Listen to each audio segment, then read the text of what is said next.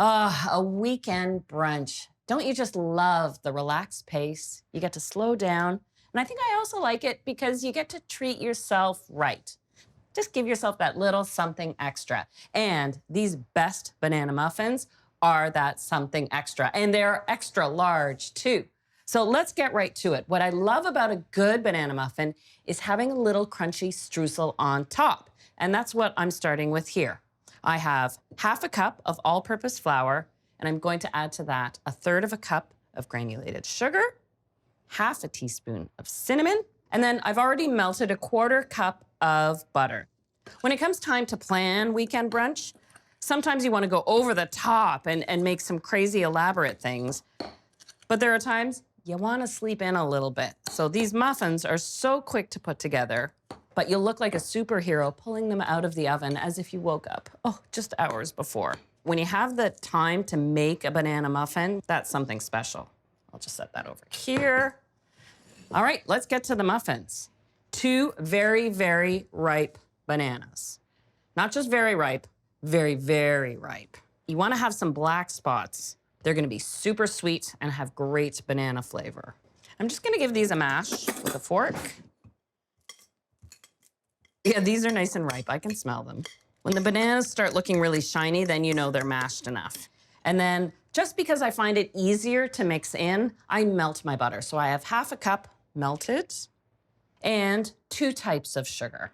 So I have half a cup each of white and light brown sugar.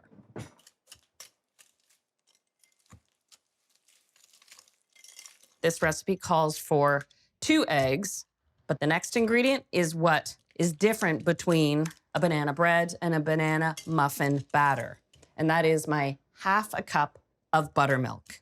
In a banana bread recipe, you usually don't add a liquid or very little. And I find adding this half a cup of buttermilk all of a sudden turns this batter a little cakier, which is what you want when you're picking up your muffin to eat it. That soft tenderness, that little bit of a treat. I'll toss in a teaspoon of vanilla. I mean, when it comes to vanilla in muffins, some people say, oh, you need it, don't need it. I always put in vanilla out of a habit. There we go. Now to sift in the dry ingredients.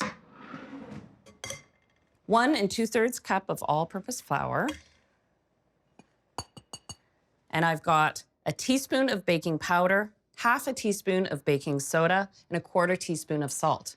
Now, what's very interesting, in a traditional banana bread recipe, it only calls for baking soda, and you'll notice the banana bread turns dark. If you use only baking powder, then you'll have a very light banana bread or more of a banana cake. So I've got the combination of both here, so it sort of sits in the middle. And just a quick whisk to bring everything together.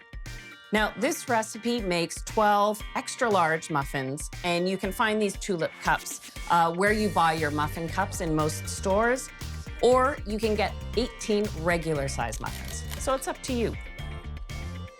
All right, now check out the streusel. After having just sat a few minutes, all of a sudden you can pick it up with your fingers, take a generous pinch, and sprinkle that on top of each muffin. And there is definitely enough streusel to get a really good coating on top of each. I've preheated my oven to 375 Fahrenheit, and the extra large muffins take about 30 minutes to bake through. If you're baking regular ones, well, they only take 20. The best banana muffin recipe doesn't have to be complicated. It just has to be the best banana muffin. Look at how they really rise up in the muffin tin. And you can see how the streusel got some nice crunch. Fantastic. Every brunch needs a great muffin, and I hope this recipe becomes a staple in your kitchen.